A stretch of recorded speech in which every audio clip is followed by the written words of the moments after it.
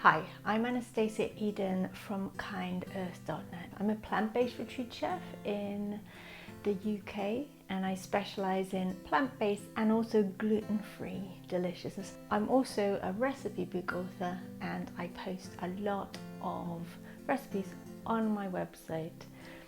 Today in my kitchen, I'm going to show you how to make a super easy no-bake brownie.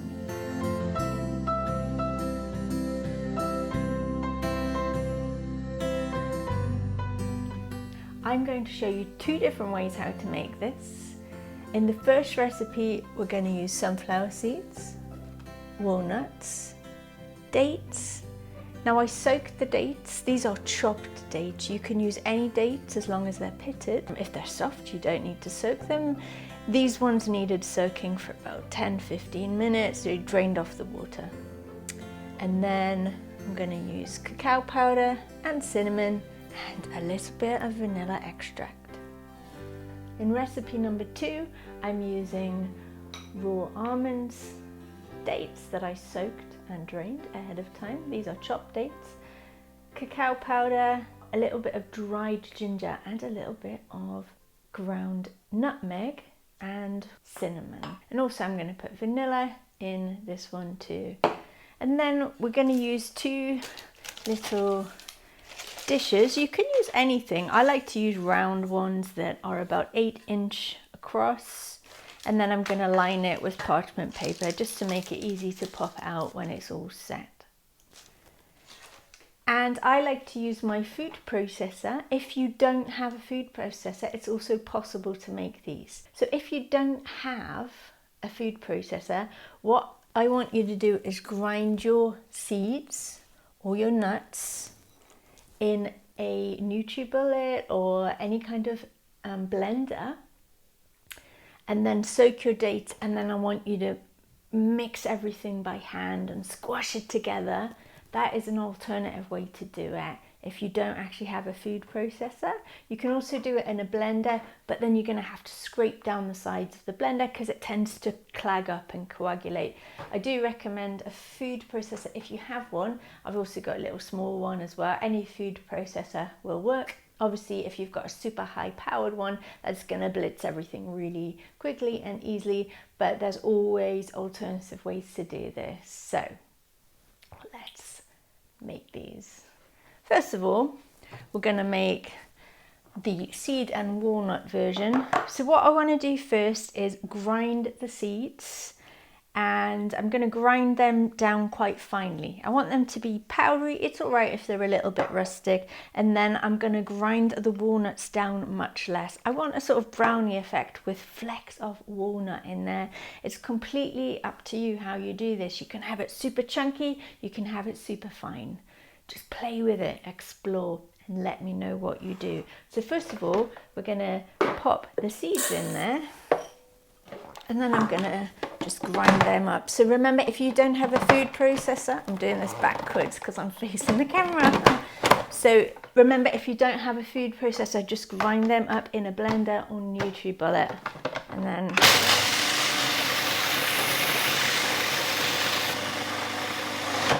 so they're fairly rustic, as you can see. I can get them finer if I want, but I'm happy with that. And then next I want to put in my walnuts, my dates, and everything else. And please do go to my website. I've left the link for that, and then you can just download the recipe, you can print it out. Then I'm going to put a teaspoon of vanilla extract in there too. Oh, maybe a little bit more. Oops, a daisy. And then blend that down. Right, just before I do it, I don't want to over process this, so I want to pulsate it. This is quite a powerful mixer. I'm going to keep my eye on it, maybe 10 seconds.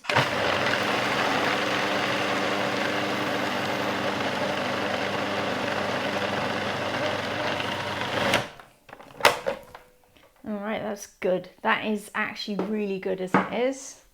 So you can see if you just push that together with your fingers, that is the perfect consistency that we're looking for.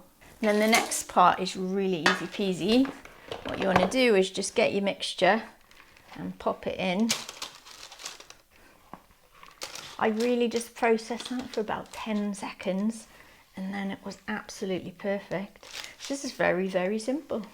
If you've got a smaller container, this works too. If you've got a square container, you know, or a plastic one, a ceramic one, a metal one, you're going to line it so it doesn't really matter what you use. And then we want to push this down until everything is nice and even. The chunks are kind of nice, gives it nice texture. If you want to get it super smooth, just use a spoon as well. You can go for the rustic look, you can go for the super smooth stuff. So we're going to top that in a minute because I'm going to make the next one first. So I'll show you how to do that in a minute.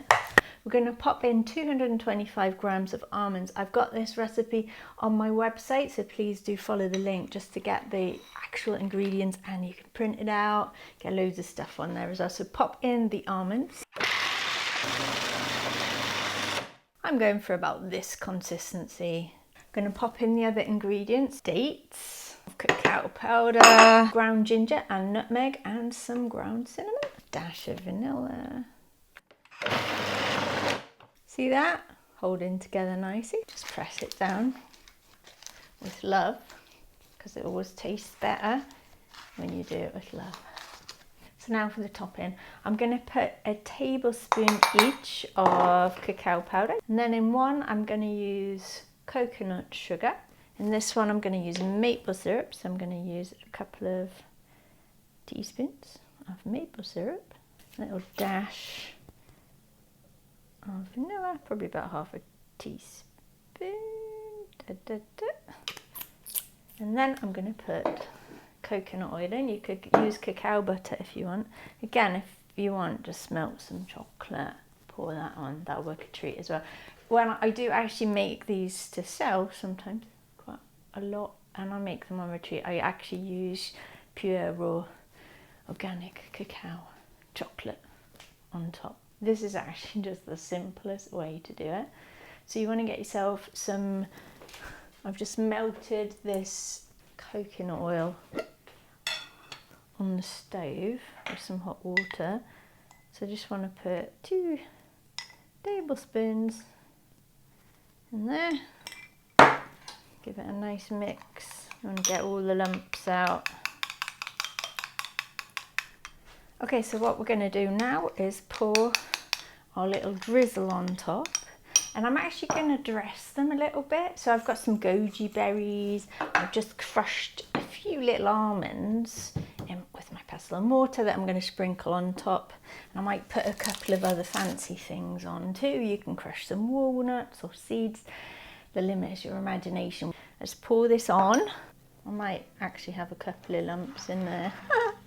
Yeah, we do. I didn't mix that one very well, to be honest, but that's all right. And then I'm gonna just put some goji berries, which I bought in the supermarket. Don't need very many. I'm just gonna put them around the edge, and I'm just gonna put a few little nuts in the middle. So once the topping has set, then it is ready to cut. So if you pop it in the freezer, you can be cutting it within 10-15 minutes. If you want to put it in the fridge, leave it for a good hour or so. That just gives it a nice chance just to set a little bit firmer. If you want to leave the topping off, or you just want to totally simplify it without putting any fancy bits on top, just do that. And for this size, you'll probably get about 10 delicious slices.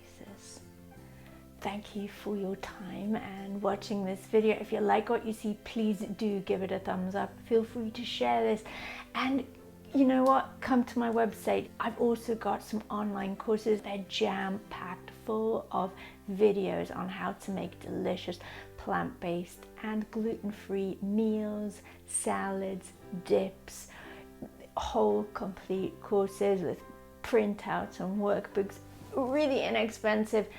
And I'd love it if you connected in with those. I do have books as well, the Kind Earth Cookbook and Angelicious. So I do hope to see you here soon, and please share any comments and ask any questions, and I'll see you soon. Bye for now.